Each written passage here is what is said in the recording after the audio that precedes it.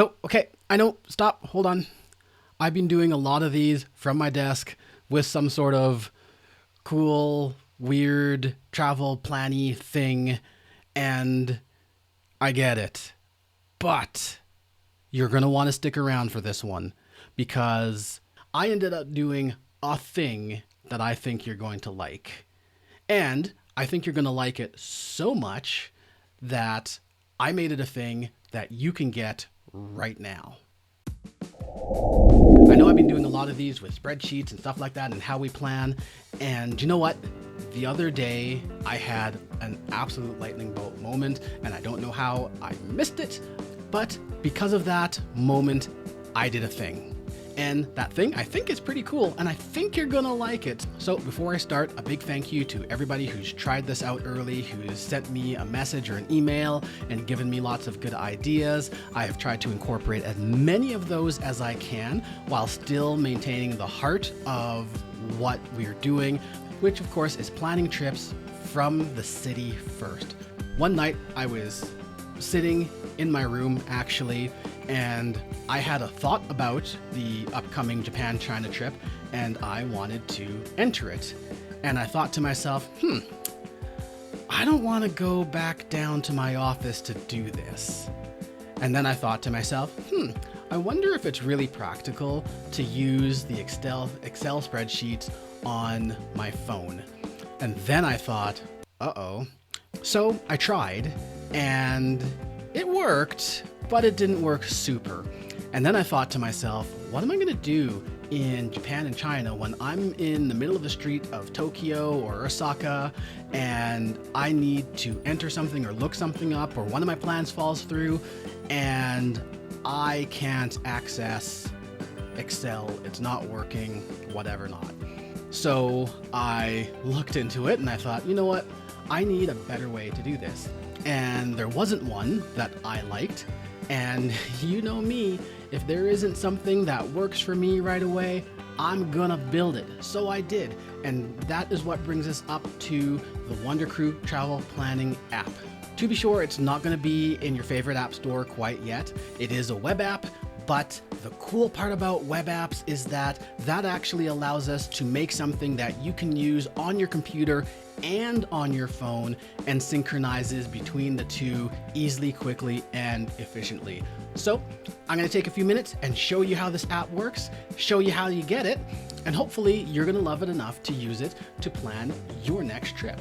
So let's get to it. So first, in order to get into the app, you're going to go to app.thewondercrew.org. You're going to be presented with a sign up or sign in if it's the first time, and then you're going to get to this homepage. If you have used it before, it's going to bring you right to here to show you your current trips, your upcoming trips, your past trips, and of course some useful links for you to get to. What you're going to do is you're going to start a new trip. For any trip you're going to create, you're going to need to start with some standard information. That information is the name of the trip. So we're just going to give it a name.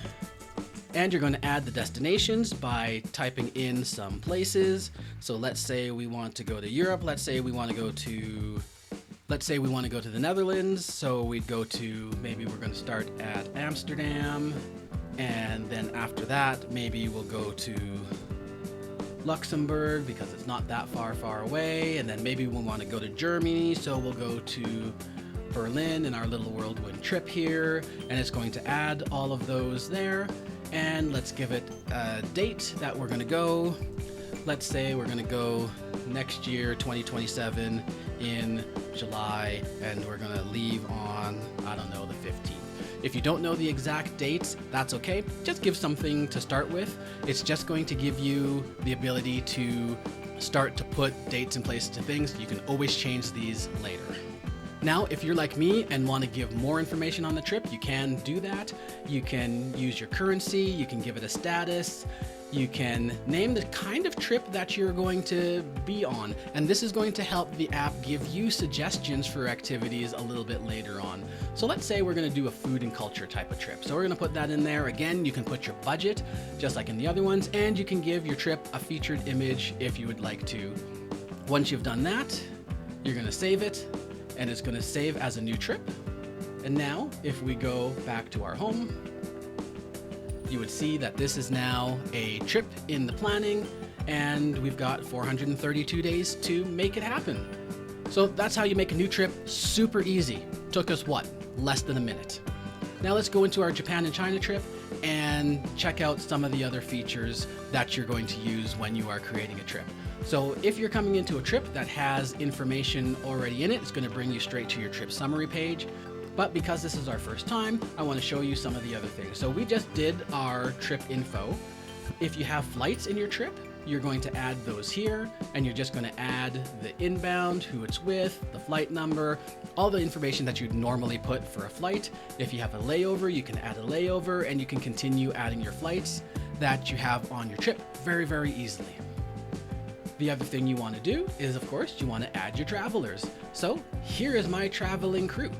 From here all the way down, Isaac, Sarah, Jacob as well. You'll notice that some of their information is not showing, and that is because, of course, we take privacy very seriously. So you do have to click to reveal the information, and then you would see more of it down here, which I'm still not showing you, sorry. You can add a traveler photo, date of birth, insurance, all that kind of stuff. And this is starting to build your trip profile. You can also add trip contacts. So just like in the Excel that we created, I wanted to make sure that we have all that information in here. So you can add your contacts, both internal and external contacts for any sort of emergency.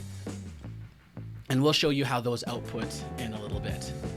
And we have trip settings. So if you're doing a road trip and your trip doesn't have flights, go ahead and check off that it doesn't. Again, just like in the Excel sheet for planning, we had talked about, you can do it by exact time or you can do it by time blocks. So those time blocks would be morning, afternoon, evening, night, or all day, or exact times would be the exact times that things happen, just depending on how you like to plan your trip. And we have standard currencies that do update for you. Nice. And you can add your own currencies if you need to. Now, one other thing you might want to do is you might want to add budget items to your trip. So you can add budget items in here. You have two ways of adding them. If you add an activity with an amount, it will actually automatically add that amount into your budget for you. You don't have to do it. You can also add individual items by adding a budget item yourself manually, and it will pull that information into your budget as well. Just like the budgeting spreadsheet we had done, you've got your accommodations, activities, local transport, and everything is there parsed out for you, including how much of your budget that you have used. So just like the Excel sheets that we made, you have all that information all in one app, all easy, ready to go. But of course, that is the boring stuff. What you want to do is you want to plan a trip, right? So let's plan a trip, and I'm going to show you how easy it is. So when you entered the trip, one of the first things you did was give those destinations. So we're going to click on our itinerary, and you're going to see that those destinations are already pre-filled for you. So all you have to do is go into each section and start entering. So for every city, we're going to start with our transportation into the city. We're going to start with our accommodations in the city. And then we're going to have our transportation out of the city. Those are going to be at the top of the page. And then underneath that is our activities. Again, very easy to add an activity. You just click add an activity, and you're going to give it a name. You're going to give it the category, just like we did in the Excel spreadsheets, what the date is, its duration, and depending on if you've chosen time blocks or exact times, you will either see a start and an end time, or you'll see an option for the time block, morning, noon, night, evening, all day. You've got room for the address, but of course, you are that type of person who just doesn't want to have to go in and type an address, right? So I'm going to show you how easy it is to get this going. So let's say we want to go to Tokyo Tower as our activity. So I'm going to type in Tokyo Tower, And then what I'm going to do is I'm going to go and say, search Google Maps for this activity. It's going to pull up the search for me, and it's going to give me the options. So I can choose Tokyo Tower here. And all I have to do now is copy the address from here, and I can pop it right back into the address. Super easy, no muss, no fuss. Again, if you have some extra information, so once you've done that, you just click save. It's going to save that activity, and it's going to put it in the spot that it needs to be. So you'll notice that I've decided not to place this in the itinerary. I do have some other things that we placed in the itinerary, and you're going to see how that's going to work to your favor by adding more activities than maybe you think you need or you think you'll do. You might have some ideas of maybe things and some ideas of things that you definitely want to do. So you want to have lots of activities in here. Of course, we all have more things in a place that we want to do than we could ever possibly do, but it does not hurt you to put all of them in here. This area is a tool for you to plan, for you to dream, for you to just kind of spitball what you could do, when, where, how. And I'm going to show you what I put together to help you even more. So once you've got a few things, you'll notice a few things right away. Number one, if you have some items in your itinerary that are too close together, it's actually going to give you a note to maybe add some travel time in between to think about how you're getting from point A to point B, because I don't know about you, but I can't count how many times I've had a bunch of things that I wanted to do in a day, and the thing that slowed everything down was getting from point A to point B because I didn't think about it. So even just adding a quick estimate, saying you're going to walk or taxi or take the subway or train or whatever, estimate how many minutes are in there so you can put it in the itinerary so you can keep some space in between things as appropriate, just to think about it if you need to.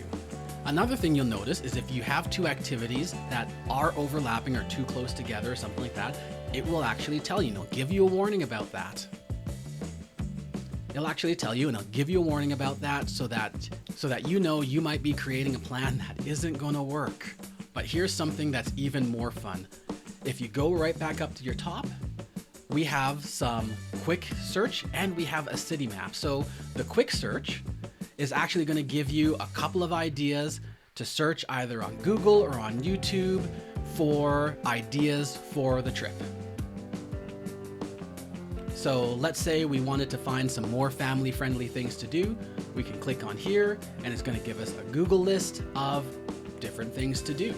Or we can look on YouTube and we can look for family travel ideas, and it's going to give us a search for family travel ideas in Tokyo, in the city that we're looking for. And look at that, we have so many videos with ideas. Of course, I definitely think that YouTube is a great place to look for travel ideas. Now, if you're thinking to yourself, that's all great and fine and dandy, but how do I know if I'm going to be too far or too close or whatever not? Well, that's where the city map comes in. If you click on here, you're going to see your city map and you're going to see all the places that it can actually get the address for. So you can see our outbound start. You can see here is Shibuya Sky that we might be going to. Here is where our hotel is. So you can actually start to look at the places that are on your map, and then you can look for places that are near there. So you're going to see the map throughout all your city pages, and you're also going to see one on the trip summary. So let's say that we have planned our trip and planned a whole bunch of cities. So let's take a look at that trip summary page. So on our trip summary page, it's going to give us some of the quick information, how many days are in this trip, how many places that we have to go to, if there's any scheduling errors. So a scheduling error, if you click on it, is any information that you may have missed or may conflict. So you see that we want to go to Nagashima Land, like we said. Well, I haven't put a start and end time for it in yet, so it's telling me I might want to do that. Oh, look at this. Shibuya Sky overlaps with Parco Shibuya. Well, as it happens, those are both in the same place, so it's not a big deal for me to actually have those overlap because they're just part of the exploring that we're going to do. our hotel check-in overlaps with our inbound transport. Well, again, that shows me that I might want to look at those things and just make sure that I have everything tidied up before I go. And this will take me to see the first issue if I want to do that. You can see that we have a budget starting, and again, like I mentioned, you can actually put the amount of the activity in your activity and it will automatically put it in there. And then of course, the travelers that are in there. Those are the summary blocks at the top that are going to give you a bunch of information about the trip and how the planning is going, just to kind of help you along and point you to where you need to look next. Underneath that, you're going to see the whole itinerary here laid out for you, from flights to hotel check-ins and check-out, all your activities, everything like that, all ready for you in here for you to take a look at. And if you click on it, it will take you back to that activity if there's a warning on it or something like that. Like we mentioned, Nagashima Spa Land here, I didn't put the time in here, so I assume we're going to be getting there for, let's say, 9 a.m. And you can see that because I put 8 hours in there, it's already gone to 5 p.m. Now, under the more information, I can put in more. So I put in, it's going to cost about $350 Canadian. That's just a guess. I could put the website in. If I have tickets that are booked, I can put the booking reference in there as well, and any notes. And you'll see that the error has now cleared. So we'll go back to our trip summary page, and there it is, our whole trip, everything that we put in, every city, every day. Now, if I just stopped at planning the trip, I feel like it would still be a pretty great app, but I didn't. Like I mentioned, there's budgeting in there, we showed that, and there is still more. So let's check out some of the other features of the app. So we're going to click on our menu and open it up, and let's talk about printing and sharing. So this is one of the places where I think is very important. We have our itinerary if you want to print it out or share, or you can just copy the text and send to somebody. If you print it out, it's all nicely formatted, ready to print. Look at that. You don't have to do anything other than print it and send it. If you have your contacts and you want to put that up on your fridge or something like that, you've got it all here, ready to go. Your flight information, your accommodations, the travelers, and any of the support people that you have for phone numbers for emergencies. Easy peasy.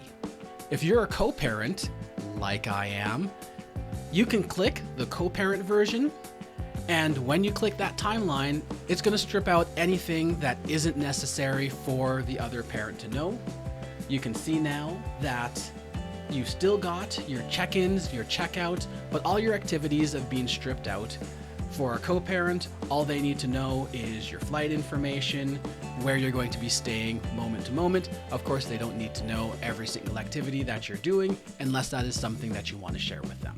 If you and your family all have the app, you can actually email a copy of the itinerary to somebody who has the app by email, and it will automatically put it in there as well. So once we've done our planning, we've done our printing, we've shared it, we've done our budget. We also have our expenses. So you can add expenses here very, very easily by clicking add expense and putting in the information here. And this is great for when you're actually on the road going. You can see how you can do it either from your computer or from your phone. Super, super easy. Now you'll have noticed that all the activities and such like that had an option for adding photos, and all the photos that you add will actually go into your trip story and your trip feed. And because I kind of feel like, as parents especially, we tend to get into the planning, get into the doing, and we forget to just kind of reflect on the trip itself. I've added some prompts and some areas for you to just write journal notes and write about the trip. You can do them as you're doing the trip. You can do them after, in a wrap up, at any point in time. Just something for you to kind of take a second and really think about the experience that you're doing as you're planning, during the trip, and after. And adding those photos especially is just another way of doing that and having them all in one place and in a place where you can share. But it gets better, because you'll notice that right on top of your trip story is the 1177 journey. And this is where I am inviting you to join me on your own 1177 journey. Now you can see here my map has come up, and I've added a bunch of old trips and stuff like that, so I can start to look and see where I've been around the world and where I'm at on my 1177 journey.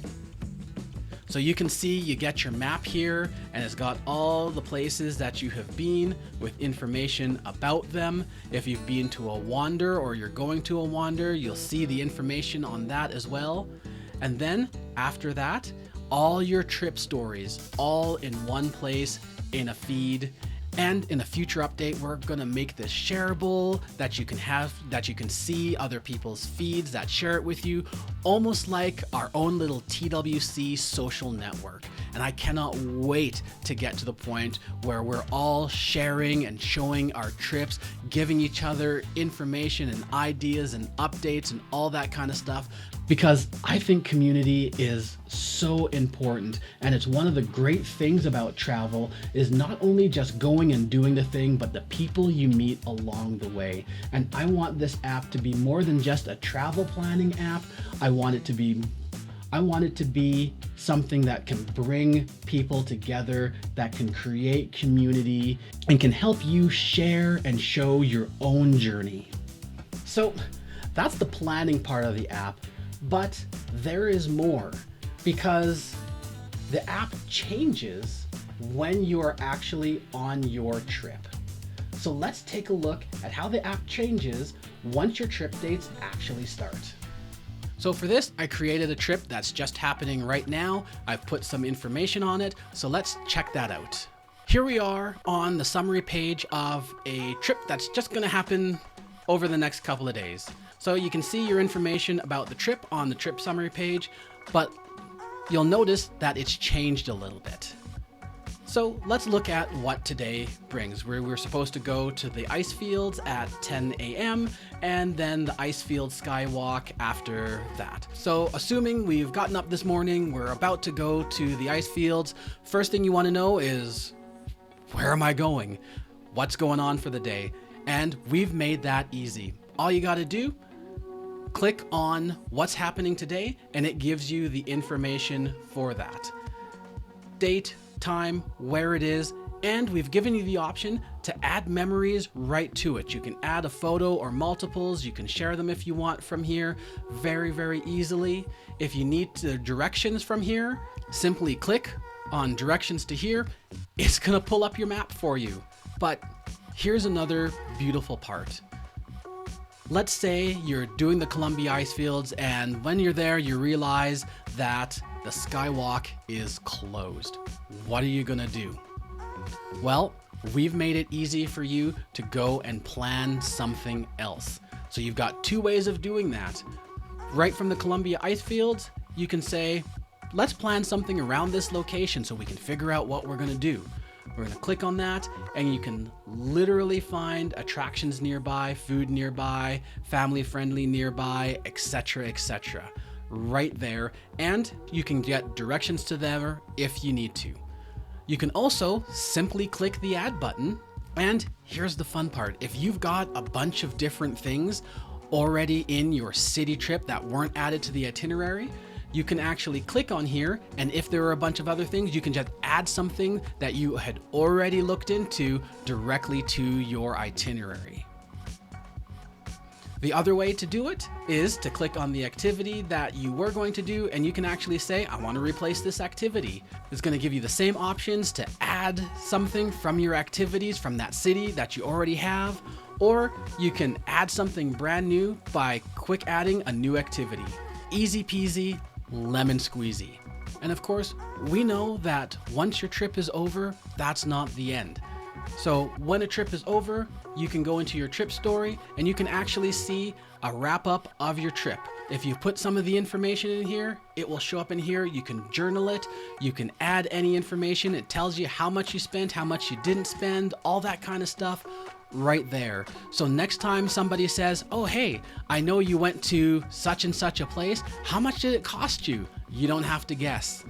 You can literally go into the app, check your past trips, and tell them exactly what you did, if you recommended it, if you would do it again or not, how much it costs. All that information is there. You can show them what your route was, and you can share your whole trip with them if you like to as well, so that they can do the same trip that you did, or at least have a start for the planning. So that's the major stuff for the app. Again, you've noticed you can do it on your computer, you can do it on your phone. So if you're in the middle of the city and wondering, what am I going to do next? Literally just go into your app, look up something that you've already planned, or look up something that's nearby, and away you go. I tried to design this app to be absolutely useful to a parent who is in the middle of the trip with kids around them wondering what's going to happen next, because I know that's going to be me. And I want an app that's going to be just as useful to me as it is to anybody else, because I know if it's useful to me, it's going to be useful to you. Anyway, I hope that helps. If you want to get this app for yourself and check it out, simply go to app.thewondercrew.org and check it out for yourself. There's going to be more updates on this that I'm already working on, because that is the way I work. As soon as I get an idea in my head, I go full whole hog on it. In the meanwhile, there is lots of stuff coming up on the trip. We've got more things that we are planning, and I can't wait to reveal them to you in the coming weeks. But for now, check out the app, see if you like it, and use it on your next travels as well. And until next time, keep exploring.